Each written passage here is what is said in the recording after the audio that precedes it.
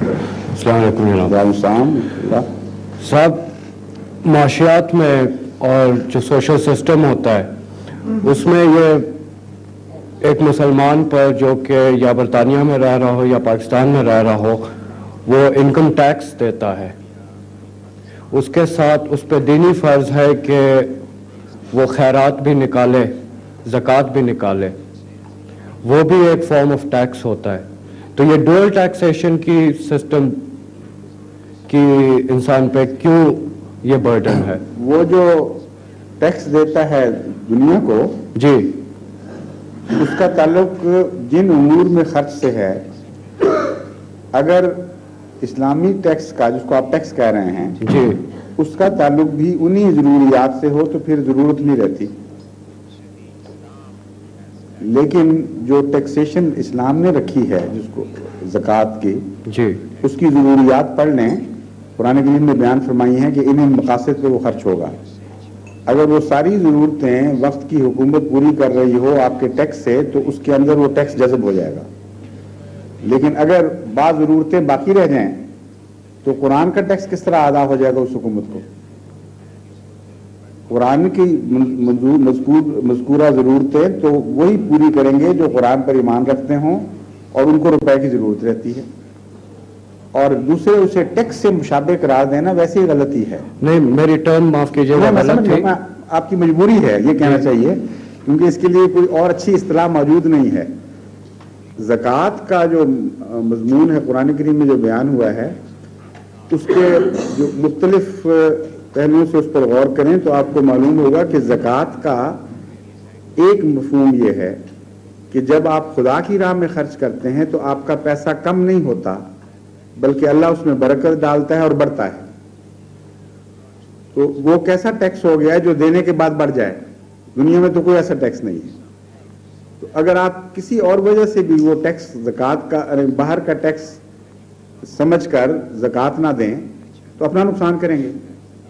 کیونکہ اللہ کہتا ہے کہ اس کا ضامن میں ہوں، بلکہ یہ فرماتا ہے کہ سود کو تم سمجھتے ہو کہ وہ بڑھ رہا ہے، خدا کی نظر میں وہ کم ہو رہا ہے، تمہیں سود کے نتیجے میں کوئی برکت نہیں ملے گی. لیکن ٹیکس کے جو زکوٰۃ ہے اس کو اگر تم خدا کی خاطر دو گے تو اللہ تعالیٰ اس کے مال کو تمہارے بڑھائے گا. دوسرے زکوٰۃ کا مطلب ہے تزکیہ، اور اسی بنیاد سے لفظ زکوٰۃ نکلا ہے. ایک مطلب ہے بڑھانا، زکوٰۃ کہتے ہیں کسی کو اونچا کر دیا، اور دوسرا اس میں پاکیزگی کا مضمون بھی پایا جاتا ہے. تو اللہ تعالیٰ فرماتا ہے کہ تم زکوٰۃ دو تاکہ تمہارے نفوس پاک ہوں.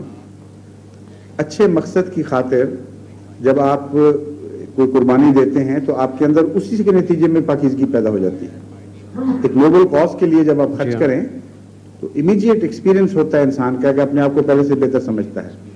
یہاں انگلستان وغیرہ میں بھی جب بھی یہ لوگ کبھی افریقہ کے بھوکوں کے لیے یا کسی اچھے کام کے لیے خرچ کرتے ہیں تو امیجیٹلی وہ محسوس کرتے ہیں کہ ہم پہلے سے نوبل ہو گئے ہیں، اور بعض دفعہ اس کو پھر اچھالتے بھی ہیں، خوب پبلسٹی بھی کرتے ہیں اپنی نوبلٹی کی. لیکن بنیادی طور پر ان کا تصور درست ہے. اچھے کام پر خرچ سے انسان کے دل میں پاکیزگی کا احساس اور نوبلٹی کا احساس پیدا ہوتا ہے اور آگے پھر نیک قدم اٹھتے ہیں اس سے. تو زکوٰۃ کا ایک یہ بھی مقصد ہے. کبھی آج تک مجھے کوئی ٹیکس دینے والا نہیں ملا کہ ٹیکس دے کر آگے اس نے نوبل محسوس کیا ہو اپنے آپ کو. لانتے ڈالتا آتا ہے، کہتا ہے کیا مصیبت پڑ گئی، مجھے ٹیکس دینا پڑا ہے. پھر زکوٰۃ کا تعلق جو ہے وہ محبت سے ہے اور ٹیکس کا تعلق کوارشن سے ہے. قرآن کریم میں اللہ تعالیٰ فرماتا ہے لن تنالوا البر حتی تنفقوا مما تحبون، کہ تمہاری نیکی قبول ہی نہیں ہوگی کوئی جب تک محبت کے ساتھ خرچ نہ کرو، اور وہ مال خرچ نہ کرو جس سے تمہیں محبت ہے. تو صحابہ تو اپنا بہترین مال پیش کیا کرتے تھے، اور ٹیکس والا جب آتا ہے تو آپ کوشش کرتے ہیں بدترین پیش کریں. زمین و آسمان کا فرق ہے اس کی موٹیویشن میں. اس لیے زکوٰۃ امت کی زندگی کے لیے ضروری ہے. امت کے اندر خدا کا تعلق قائم رکھنے کے لیے، اس کے نفس کی پاکیزگی کے لیے، اس کے اموال میں برکت کے لیے بے شمار فوائد ہیں. یہ تو میں نے چند صرف گنائے ہیں. اس کو آپ کبھی بھی دوسرے ٹیکس کا متبادل نہیں سمجھ سکتے. لیکن ٹرو اسلامک اسٹیٹ جو ہوگی اس میں جو بیت المال کا کانسیپٹ ہے تو وہاں پہ تو جو آپ بیت المال میں ڈالیں گے تو آپ کا انکم ٹیکس کا کانسیپٹ ختم ہو جائے گا. وہاں دیکھیں زکوٰۃ کے متعلق ایک بنیادی بات میں آپ کو بتاؤں, سارے قرآن میں کہیں زکوٰۃ کی کوئی شرح درج نہیں. فقہا نے بعض رسول اکرم صلی اللہ علیہ وآلہ وسلم کے فیصلوں پر بنیاد رکھ کے ایک شرح بنائی اور بعض دوسرے فیصلوں کو نظر انداز کر دیا, جس کے نتیجے میں اس وقت امت مسلمہ میں سے اکثر علماء زکوٰۃ کو 2.5% کے اوپر فکس کر چکے ہیں, اور 2.5% سے قوم کی ضرورتیں پوری نہیں ہو سکتی. اس لیے جو غیر مسلم ہیں وہ اعتراض اٹھاتے ہیں, اور جو مسلم سٹیٹس ہیں وہ کہتے ہیں زکوٰۃ ہمیں تو ویسے دے دو نا اپنی جیب میں ڈالنے کے لیے, اسے ہم مولویوں کو دیں, ان سے خاص مقاصد میں استعمال کریں.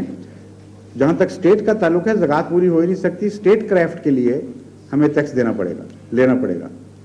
یہ غلط ہے.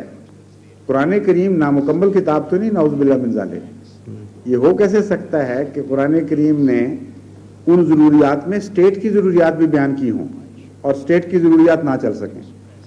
اسی وجہ سے ایک دفعہ مجھ سے جب غیر مسلموں نے کسی نے سوال کیا تو اس کو میں نے سمجھایا کہ میرا اور جماعت احمدیہ کا یہ موقف ہے کلیئر کٹ, بنیاد اس کی حدیث پر ہے کہ رسول کریم صلی اللہ علیہ وآلہ وسلم نے جو ٹیکس کی شرح مقرر کی تھیں وہ بعض وقتی ضرورت پر شرح مقرر کی تھیں, اور وہ بدلنے والی ضرورتیں تھیں, اور شرح بھی بدلنے والی ہیں.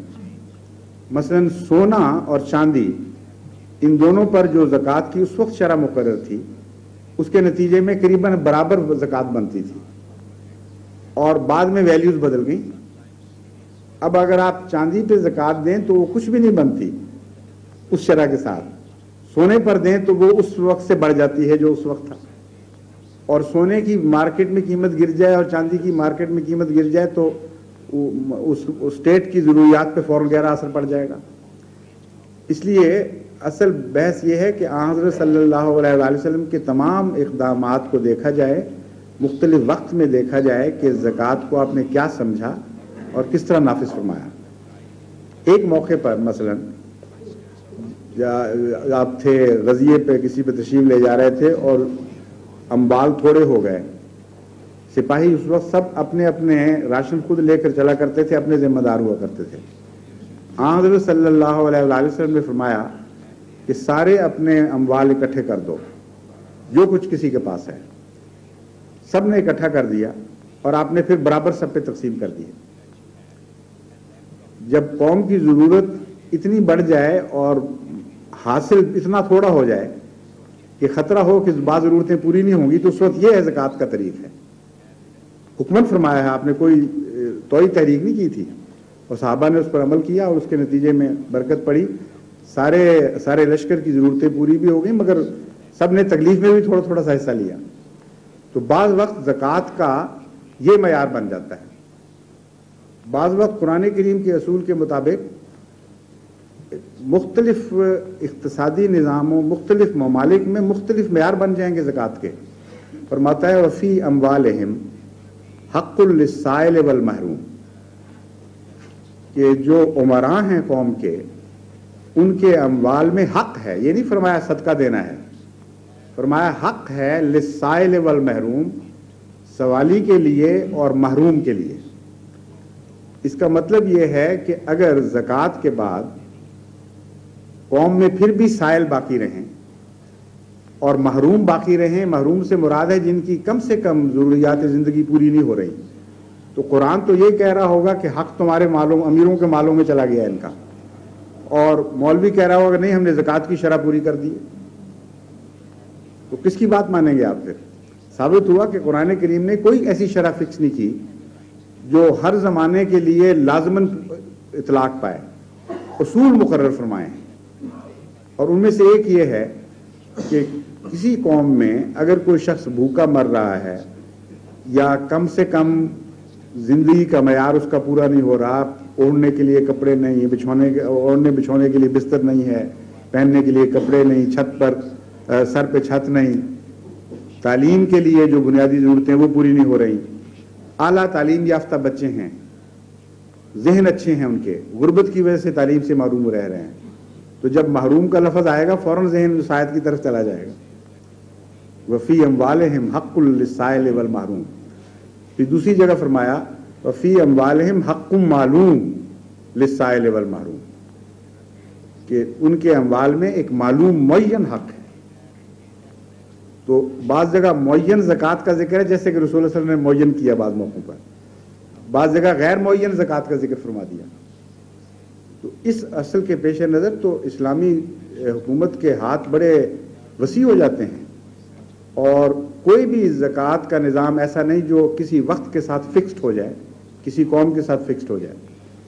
انگلستان میں سائل اور محروم کی تعریف اور ہو جائے گی, اور ان کی تعداد اور ہوگی, پاکستان میں اور ہوگی, انڈیا میں اور ہوگی. یہ آیت ہر جگہ اپنا جلوہ برابر دکھائے گی اور مختلف معیار کا مطالبہ کرے گی. گویا آپ کا کہنے کا مقصد یہ ہے کہ ہمیں انڈیکسیشن کے مطابق زکوٰۃ کو, ہمیں ضروریات جو قرآن کریم نے بیان کی ہیں ان ضروریات کو پورا رکھ کرنے کے لیے زکوٰۃ لینی ہے. یہ میرا پوائنٹ ہے. جی ہاں, قرآن کریم نے ضروریات بیان کر دی. یہ کیسے ہو سکتا ہے کہ کوئی ایسی شرح فکس کر دی جائے جو ضروریات پوری نہ کر سکیں اور پھر بھی زکوٰۃ کا حق ادا ہو جائے؟ قرآن کریم نے جو ضروریات, یہ میں نے مثال دی ہے نا ایک ضروریات, قرآن کریم نے ضروریات بیان کر کے یہ اصولی فیصلہ کر دیا ہمیشہ کے لیے کہ جب تک یہ ضروریات باقی ہیں زکوٰۃ لینی پڑے گی, زکوٰۃ کا معیار بڑھانا پڑے گا. جب یہ ضروریات پوری ہو جائیں وہیں اس کے بعد تمہیں قوم کو زکوٰۃ لینے کا کوئی حق نہیں رہتا. یعنی جبری طور پر خدا کے نام پر ہو یا غیر خدا کے نام پر اس وقت تک وصول کرنے کا حق ہے حکومت کو جب تک یہ ضروریات پوری نہیں ہو جاتی جن کا قرآن کریم نے ذکر فرمایا ہے. جہاں ضروریات پوری ہو گئی وہاں اس کو انفرادی دولت میں دخل دینے کا حق نہیں رہے گا. یہ ٹھیک بات کہی.